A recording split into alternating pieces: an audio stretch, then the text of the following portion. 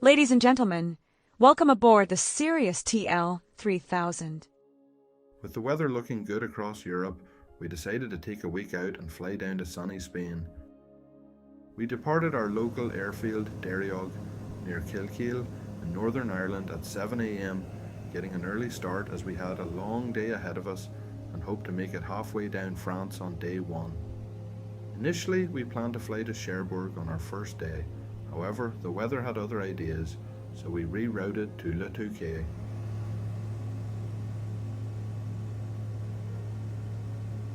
Here, on the G3X traffic monitoring system, we can see other aircraft crossing the Irish Sea with information such as height, speeds and directions available. Initial routing took us across the Irish Sea with a planned coasting in area in the north of Wales.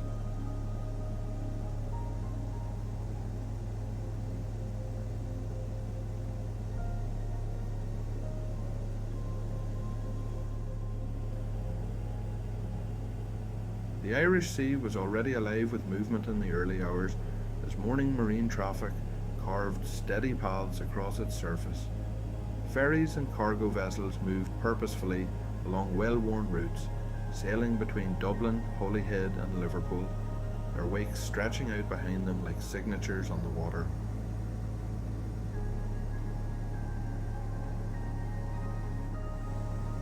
There was something deeply mesmerizing about the wind farms, their towering turbines rising through the low blanket of cloud. Their blades turned steadily, slicing through the mist with a quiet, rhythmic motion, as if suspended between sea and sky. Partially obscured and then revealed again, they created an almost surreal scene, industrial giants emerging from the haze. Before long, the welcome sight of land returned, at first a distant silhouette, then steadily resolving into the rugged coastline ahead. The vast openness of the sea gave way to the contours of the shore, and soon we were coasting inland over North Wales, where rolling hills and dramatic landscapes unfolded beneath us.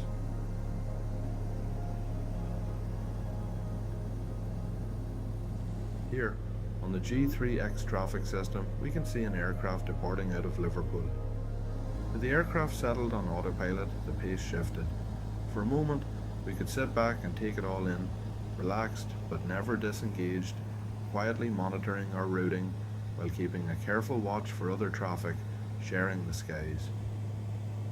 Soon after, the outskirts of London came into view, the landscape gradually giving way to the dense sprawl of the city. Ahead, the skyline rose prominently, with clusters of skyscrapers catching the light and standing tall against the horizon. Familiar landmarks soon revealed themselves. The Millennium Dome and the sweeping silhouette of the London Eye, offering a series of spectacular views as we continued en route to France.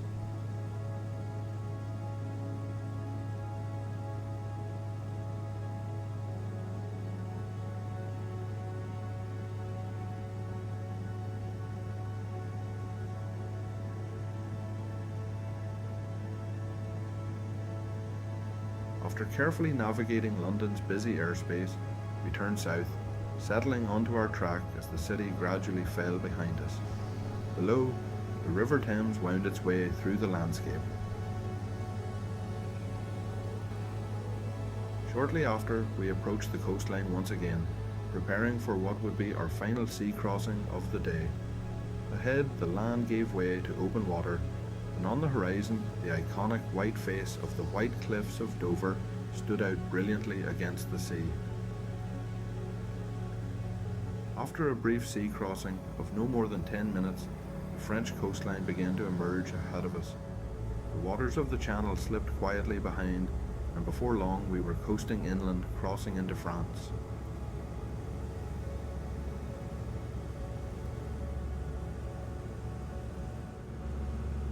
Following instructions from air traffic control, we were carefully guided onto the final approach, sequencing in as number 2 for our arrival into Le Touquet Airport. This was to be our first stop of the day, a necessary pause in the journey to complete customs formalities and secure onward clearance. With that complete, it would allow us the freedom to continue our travels seamlessly across the rest of Europe.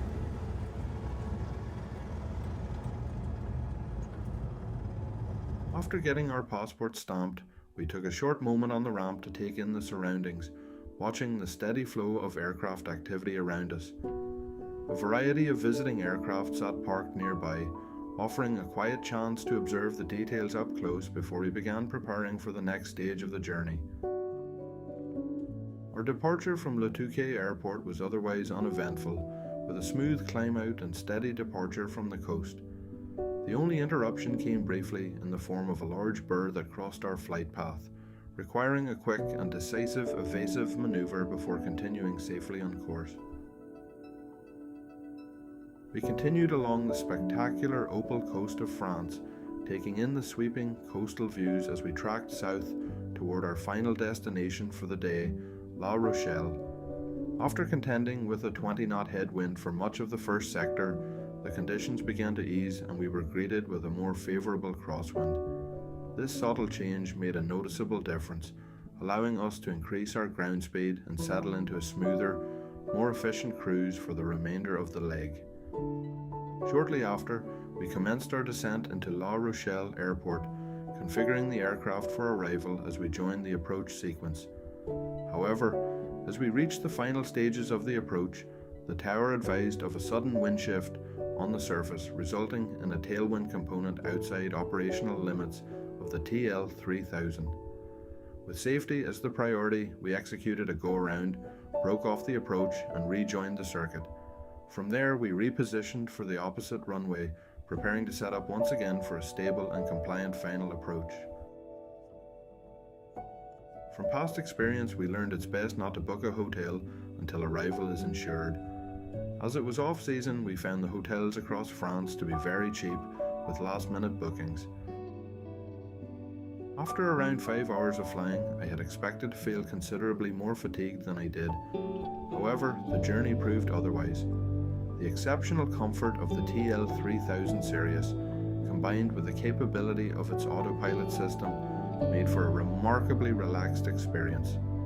As a result, I arrived feeling surprisingly fresh and well rested.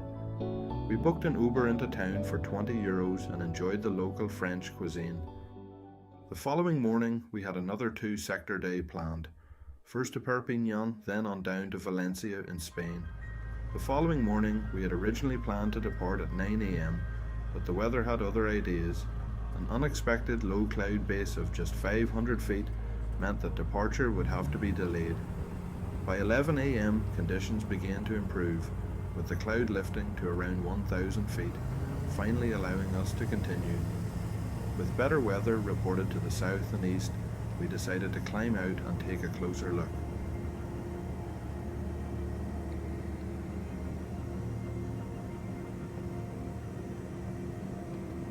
The departure was uneventful, and we aimed east towards the better weather. We were aware of an overcast layer over mid-France, which we decided to climb on top of. This led to much smoother flying conditions getting above the thermal activity. We settled in for our 2-hour flight towards the southeast coast of France, working closely with air traffic control as we navigated around the numerous French military restricted zones along the route. Careful planning and coordination were essential to ensure a smooth passage through the complex airspace structure. In my experience, French air traffic control provides a consistently high standard of service, with clear communication in English and helpful traffic information throughout the flight. They routinely advise of nearby aircraft within several miles, enhancing situational awareness and contributing to safe separation in busy airspace. This level of support is delivered through what is known as a flight information service, broadly comparable to the UK's basic service. After an uneventful transit across France, the landscape gradually began to change as the Mediterranean coast came into view. The final stretch of the first sector saw us descending towards the coast, carefully managing our approach as we cleared the higher terrain inland. Soon, the runway at Perpignan Airport came into focus, marking the next stage of our arrival along the southern edge of France.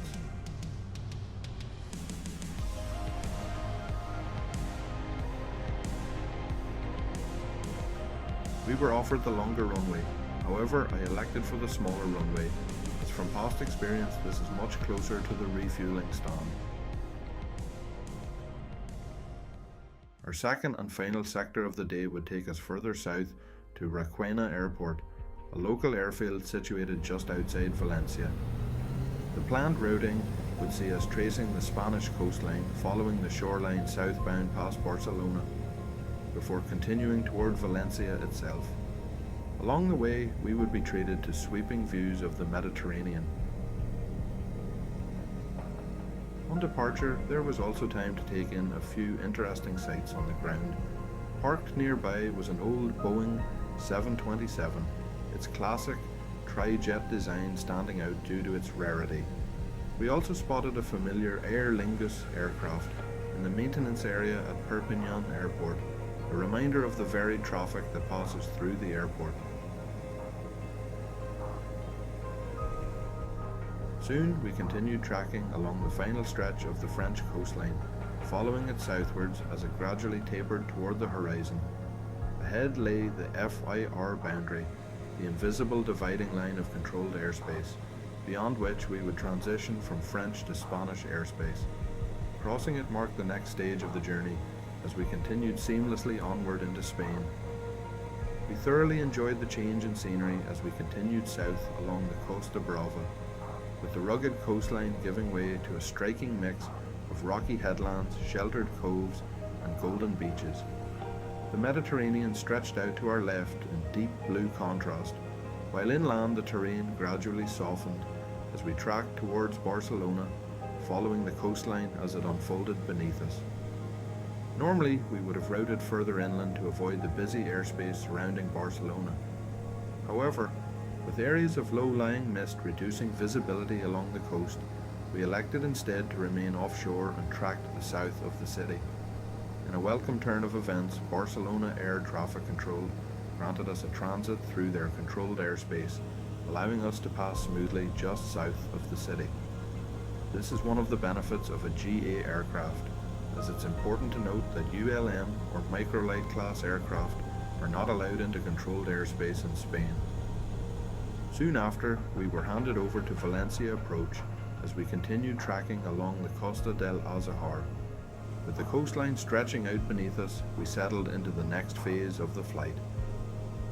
Next up, Valencia city gradually came into view, its skyline emerging from the coastline as we closed in. The city revealed a striking blend of modern and historic architecture. Our routing took us directly over Valencia Airport, where we were granted a transit at 1,000 feet. From this vantage point, we had a clear view of the airport below, with multiple low-cost airliners positioned on the ground, going about their turnarounds and departures. In contrast, the experience aloft felt almost luxurious. Looking down at the busy apron below, there was a distinct sense of separation from the hustle of commercial operations, enhanced by the comfort and space of the TL3000 Sirius. Within just 10 minutes, we were established once again on the familiar approach into Requena Airport. The airfield came back into view exactly as I remembered it, unchanged in many ways, with its straightforward layout and surrounding terrain instantly recognizable. This was a particularly special moment for me, as I had completed my flight training at this very airfield around 10 years earlier. Returning on final approach brought back a wave of memories from those early flying days, adding a strong personal connection to what was already a memorable journey. I completed half of my training at a great and professional flying school back in Northern Ireland with Kernan Aviation, who deserves a special mention on helping me on my journey to getting my pilot's license. We spent the next 3 days based in Valencia, a place with a personal connection as it's where my partner is originally from. It gave us the chance to slow the pace slightly and enjoy the surroundings from the ground as well as the air. On one of those days, I had the opportunity to take 5 members of her extended family up for their very first experience in a light aircraft. Seeing their local area from above offered a completely new perspective. Familiar streets, landmarks, and coastline transformed when viewed from the sky, making it a memorable experience not just for them, but for me as well. One of the things I value most about aviation is the ability to share what is, to me, a truly special experience with others. Flying is something that can feel completely routine from the pilot's seat, but for someone stepping into a light aircraft for the very first time, it's often something entirely new and sometimes a little daunting. Many first-time passengers arrive with a sense of nervousness, unsure of what to expect from such a small aircraft. But with a few calm reassurances, a steady climb, and some time to settle into the rhythm of the flight, that initial apprehension quickly fades away. It's always rewarding to watch that transition happen, when tension gives way to curiosity and then to genuine enjoyment. Before long, their attention shifts outward, drawn to the view beyond the cockpit. Familiar surroundings take on a completely different perspective from above. Roads, houses, and landmarks they've known all their lives suddenly appearing in a new light. There's something uniquely special about seeing people recognize their own world from the sky, often pointing out places they know, sharing stories, and fully embracing the experience. For me, that shared moment, watching someone discover the beauty of flight for the first time, is every bit as enjoyable as flying itself.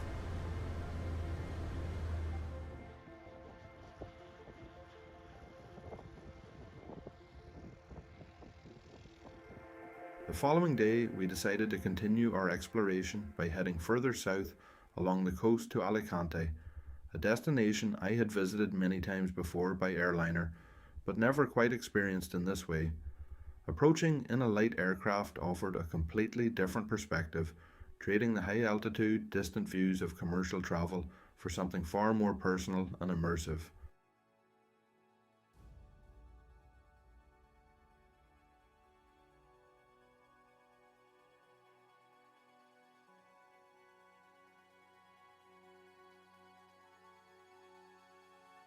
The plan for the day was simple: enjoy the flight, take in the coastline from above, and spend some time exploring the city itself. Once on the ground, we were looking forward to sampling some of the local tapas, a staple of Spanish culture, and taking the opportunity to wander through the streets at a more relaxed pace. It was a chance to combine two of the best parts of travelling, flying and discovering new places, while experiencing a familiar destination in an entirely new way.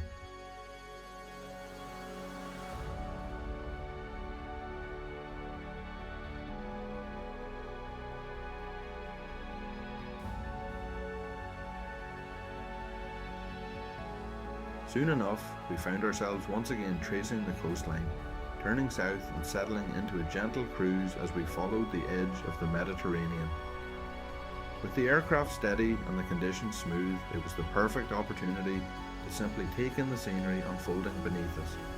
The coastline revealed itself in remarkable detail from this lower altitude, long stretches of golden beaches interspersed with rocky outcrops and clusters of seaside resorts lining the shore.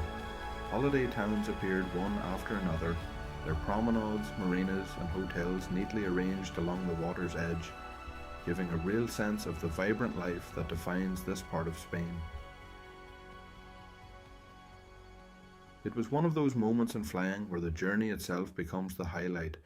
No rush, no pressure, just smooth air, stunning views, and the quiet satisfaction of watching the landscape change beneath you as you move steadily along the coast.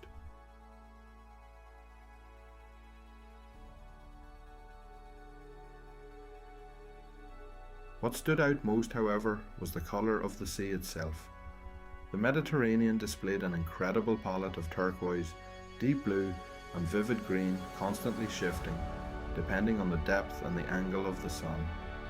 In the shallower areas, the water appeared almost crystal clear, revealing sandbanks and subtle patterns beneath the surface, while further out it deepened into rich, darker tones. As we tracked along the Costa de Valencia towards the Costa Blanca, familiar coastal towns came into view. We passed over Culera, with its distinctive headland and sweeping bay, before continuing south towards Gandia, its expansive beaches stretching far along the shoreline.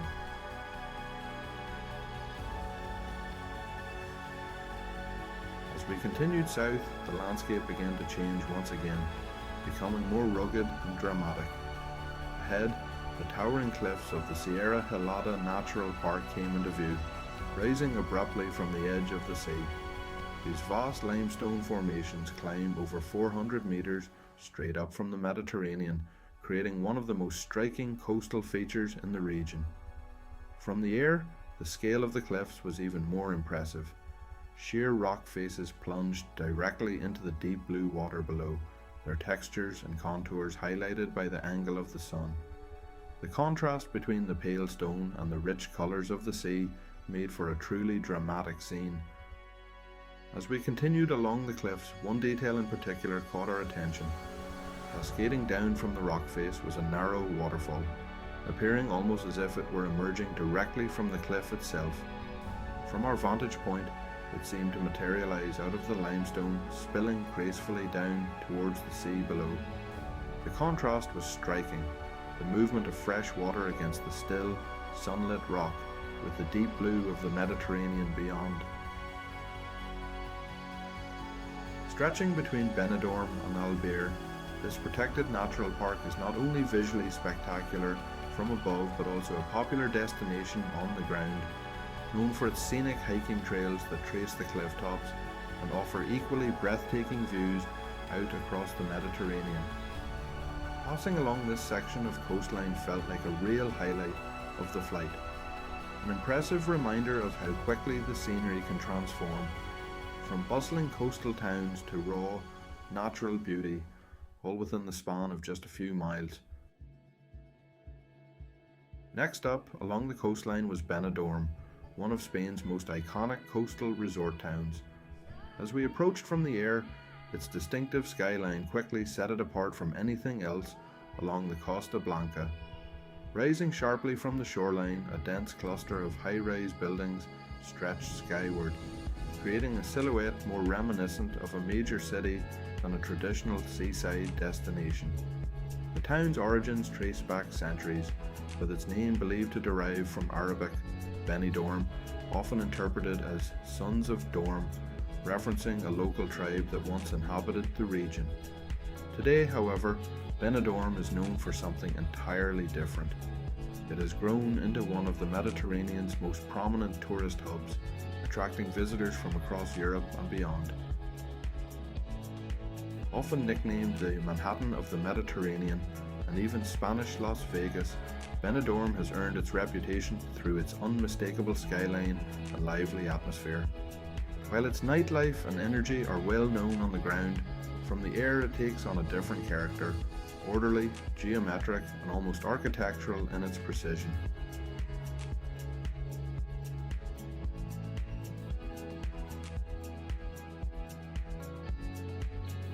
Soon, our focus began to shift from sightseeing to the arrival ahead as we started preparing for our descent into Mucha Mile Aerodrome, a smaller airfield located around 10 kilometers north of Alicante.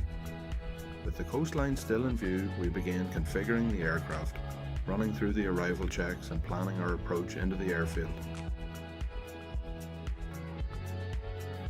As the airfield came into sight, it marked the end of another memorable leg, bringing us down from the sweeping coastal views to a precise and carefully managed arrival. Once on the ground, we arranged an Uber for the short journey into the heart of Alicante, costing around €20. Before long, we had left the quiet surroundings of the airfield behind and were back in the vibrant atmosphere of the city centre. With time to explore, we wandered through the local streets, browsing a mix of independent shops and soaking in the relaxed Mediterranean pace of life. Eventually, we found a spot to sit down and sample some traditional Spanish tapas, an essential part of the experience, enjoying a selection of local dishes while taking a well-earned break from the flying. After checking the latest weather, it quickly became clear that conditions were beginning to deteriorate. A large and rather unpleasant system was making its way across Spain, bringing with it low cloud, reduced visibility, and the potential for prolonged disruption to our plans.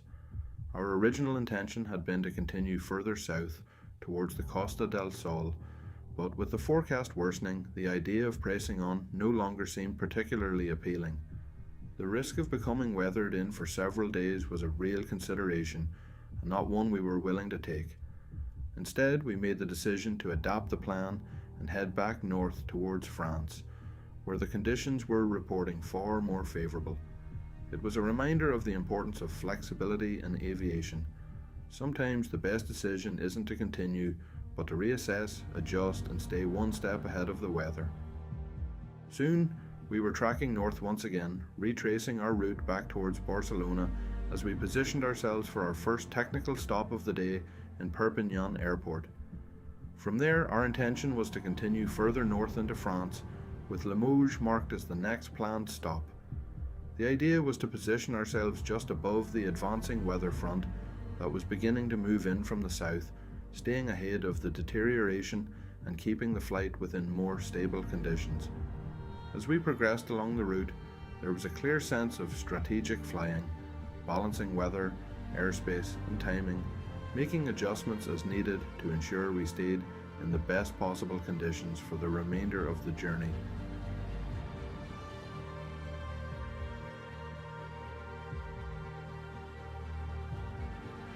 After successfully passing clear of the busy Barcelona airspace, the workload eased and the environment around us became noticeably more relaxed. With ATC coordination complete and no further constraints in the immediate vicinity, we were able to settle back into a steady cruise along the coastline. The conditions along the coast continued to improve as we tracked northbound once again, retracing our path along the Costa de Barcelona. With smoother air and better visibility, the Mediterranean opened up alongside us in its full expanse, calm, reflective, and stretching far into the horizon. Below, the coastline unfolded in a continuous ribbon of beaches, marinas, and coastal towns, each one blending seamlessly into the next. From this vantage point, it was hard not to become absorbed by the scenery. The rhythm of the flight, combined with the stability of the conditions, created a rare moment of calm where there was time to simply look out and take it all in. We followed the shoreline as it curved gently north, watching life unfold along the coast. It naturally led to reflection on what it must be like to live in such an environment, waking up each day to that view, with the Mediterranean just moments away and the backdrop of the Catalan coastline stretching endlessly in both directions. There was a sense of balance here, between vibrant coastal towns and quieter, more secluded areas, that made the region feel both lively and deeply connected to its natural surroundings. As we continued tracking along Costa Barcelona, it became one of those legs of the journey where the flying itself fades slightly into the background and the experience of the place takes over completely. With the next phase of the plan already set, we continued northbound toward Perpignan airport, positioning ourselves for a straightforward approach into the airfield. This would serve as a fuel stop, a brief but important pause in the day's journey to reset the aircraft and prepare for the final leg onward. As we joined the approach, the terrain around Perpignan came back into view, with the Pyrenees faintly visible in the distance and the patchwork of fields leading in toward the runway. After a quick and efficient fuel stop, we were soon back in the air once again, setting course for Limoges. With the aircraft refueled and systems checked, we departed smoothly and re-established our routing northbound. Ahead of us lay a significant stretch of high terrain, with rising ground and uneven elevations. In anticipation of this, we coordinated with air traffic control and requested a climb into controlled airspace. Clearance was duly granted, allowing us to ascend to 6,000 feet and position ourselves above the more challenging terrain. This sector turned out to be significantly shorter than planned, thanks to a strong assisting tailwind developing en route. With winds of around 35 knots on the tail, our ground speed increased substantially, peaking at approximately 150 knots, just over 170 miles per hour. Soon, we began our descent over Limoges, gradually reducing altitude as the city came into clearer view beneath us.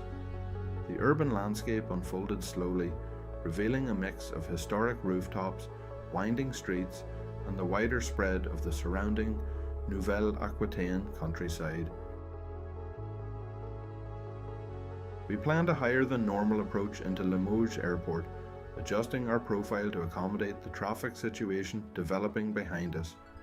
With a faster airliner closing in on our tail, spacing and runway occupancy time became a key consideration.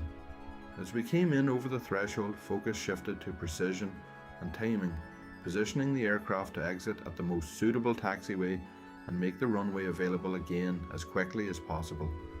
This is an example of situational awareness in a mixed traffic environment, balancing a smooth arrival with the practical demands of busy controlled airspace operations.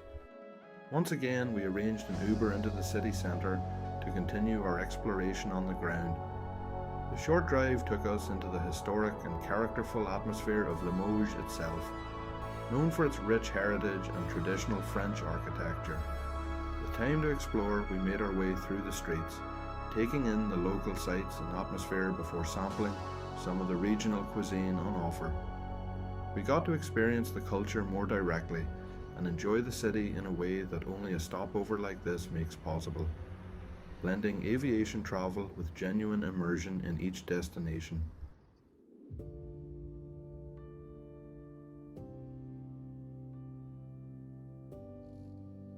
With the deteriorating weather clearly visible just to the south, we took a moment to reassess our options and review the available routing ahead. The system was beginning to tighten its grip over parts of the planned area, and it became evident that flexibility would be key if we were to stay ahead of the worst of it.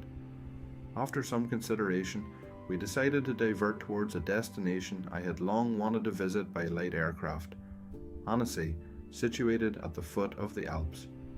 It was a deliberate choice, not just for operational reasons, but also for the opportunity it presented, a chance to combine sound weather planning with a truly spectacular destination. The idea of routing towards the Alps added an entirely new dimension to the flight.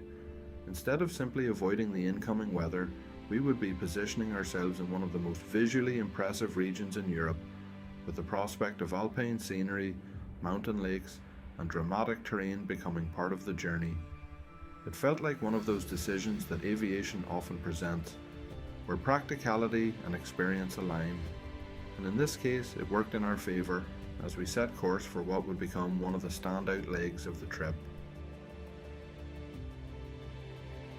As we tracked west, the terrain beneath us began to subtly change, almost imperceptibly at first. What had been relatively flat and rolling countryside gradually gave way to rising ground, the contours of the landscape becoming more pronounced with every mile.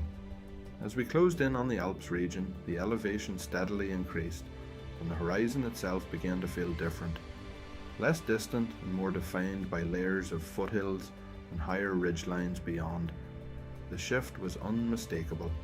Fields and valleys gave way to more rugged terrain, with the early signs of the alpine landscape beginning to reveal themselves beneath us. There was a noticeable sense of transition in the flight as well, moving from coastal and lowland flying into something far more dramatic and visually engaging, with the mountains slowly asserting themselves ahead on the route toward Annecy. After a short 2-hour hop, we began our descent into the valley that cradles Annecy. As we gradually reduced altitude, the terrain transformed dramatically beneath us, with the surrounding peaks of the Alps rising sharply on either side and guiding us into the natural basin below. The descent itself was particularly memorable, offering increasingly detailed views of the mountainous landscape. Snow-dusted ridgelines, steep forested slopes, and deep-cut valleys all came into view as we made our way down, each layer revealing more of the region's striking geography. Soon, the famous lakes of the area began to appear, their calm, reflective surfaces contrasting beautifully with the rugged peaks above. The combination of mountains and water created a truly breathtaking scene, with the alpine light enhancing the blues and greens of the landscape below. It was one of those approaches where the journey itself feels like part of the destination, an unbroken transition from cruise flight into one of the most scenic valleys in Europe. Once again, with the aircraft safely on the ground, we made a last-minute decision to secure accommodation in the centre of Annecy. With everything arranged quickly, we booked a hotel close to the old town, giving us easy access to the heart of the city and its surrounding lakeside areas. Shortly afterwards, we ordered an Uber for the short transfer into town. The drive provided an immediate contrast to the flying environment we had just come from, transitioning from the quiet, open surroundings of the airfield into the more vibrant and picturesque setting of Annecy itself. As we approached the centre, the character of the city began to reveal itself. Narrow streets, historic architecture, and glimpses of canals and waterways that give Annecy its distinctive charm. It was a smooth and effortless way to arrive, setting the tone for an evening of exploring one of the most scenic alpine towns in France. We decided to hire a motorboat so we could properly explore the famous lake that defines Annecy from the water. At around €65 for the hour, it felt like a reasonable way to experience the area from a completely different perspective, especially given the setting. Once out on the lake, the experience was instantly worth it. The water was incredibly clear and calm, with the surrounding alpine scenery reflecting across its surface. Gentle ripples spread out behind the boat as we eased away from the shoreline, gradually opening up uninterrupted views of the mountains rising steeply on all sides. Checking the latest weather forecasts, it became clear that a more challenging system was expected to move across the UK and Ireland over the coming days, bringing a period of poorer flying conditions than we had initially planned around. With that in mind, and after some careful consideration, we made the unfortunate but sensible decision to cut our trip a few days short and begin making our way home the following day. Rather than a single direct return, we planned a structured 3-sector journey to manage both range and conditions efficiently. The first leg would take us back to Le Touquet Airport, a necessary step to clear customs once again and position ourselves for the cross-channel segment. We had a smooth and unhurried departure out of Annecy, helped greatly by the calm early morning conditions. The winds were light and stable, ideal for a mountain departure, providing a much more comfortable and predictable environment as we prepared to leave the Alpine Valley behind. Following the published local VFR route, we carefully navigated our way out of the surrounding terrain, keeping within the defined corridors while maintaining a steady climb. In a region like this, precision and planning are key, and the departure required a measured balance between terrain clearance, airspace awareness, and aircraft performance. As we climbed through the valley, gradually gaining altitude, the landscape opened up around us. The towering peaks that had dominated the horizon began to fall away beneath us as we continued the climb to around 5,500 feet, positioning ourselves safely above the surrounding terrain and setting up for the next phase of the journey. It was a calm and controlled start to what would be a long day of flying. One last look at the alpine scenery before turning our attention back toward the journey home. We settled into a comfortable cruise as we tracked northwest across the northeast of France, leaving the alpine terrain behind and returning to the more gentle, rolling landscapes below. With excellent visibility and smooth conditions, it was another opportunity to enjoy the views from above. Patchwork fields, winding rivers, and small towns stretching out across the countryside. Our routing was carefully planned to take us around the busy, controlled airspace of Paris, avoiding the complexities of the capital's airspace while maintaining an efficient track northbound. As before, close coordination with air traffic control played a key role in keeping everything running smoothly. Along the way, we also had to remain mindful of the numerous active military restricted zones scattered across this part of France. These areas required careful monitoring and, at times, adjustments to our routing, either navigating around them, climbing above, or remaining below, depending on their status. With regular updates from ATC and clear communication throughout, we were able to thread our way through the airspace safely and efficiently. It was a good example of how dynamic flying across Europe can be, balancing navigation, airspace, and communication. On final approach into Le Touquet Airport, we encountered a noticeable increase in bird activity on the final approach. With multiple birds moving across the approach path, it required a bit of extra attention and forward planning. Rather than continuing straight in, I elected to fly a slight offset approach, keeping us clear of the main concentration while maintaining a stable descent profile. This allowed us to preserve both safety and control, giving the bird space while avoiding any sudden or unnecessary manoeuvring close to the ground. Our next sector took us back out over the English Channel, retracing the familiar crossing towards the south coast of England. We were aware that conditions were far from ideal below, with a solid overcast layer sitting across the South English coastline with a base of 800 feet. Rather than attempting to remain beneath it, we elected to climb and continue the flight VFR on top, positioning ourselves safely above the cloud layer. It provided a smooth and uninterrupted cruise, with the aircraft settled in stable conditions and a bright clear sky above, while a continuous blanket of cloud stretched out below us. On the approach into Swansea, our traffic awareness system suddenly picked up a contact showing at just 20 feet above the ground, something that immediately caught our attention. After a quick and efficient fuel stop in Swansea, we were soon back in the air once again, preparing for the final leg of the journey. We climbed steadily up to 8,000 feet, positioning ourselves for the sea crossing back home. After a relatively quick sea crossing at around 125 knots, the coastline of home gradually began to emerge on the horizon. The familiar outlines of Northern Ireland came back into view, bringing with it a real sense of completion after the journey we had just undertaken. We began our descent, carefully managing the aircraft's profile and preparing for the final approach. With everything set, we positioned ourselves for the arrival back into Kilkeel. It was a calm and measured end to the trip, bringing us full circle and closing out a memorable journey across Europe with a smooth return home. We hope you've enjoyed this mini flying documentary and the journey we've shared along the way, from coastal cruising and mountain flying to navigating changing weather and busy airspace across Europe. There's plenty more to come, so stay tuned for part 2, where the adventure continues as we take on new destinations including Corsica, Italy and Croatia in the coming months.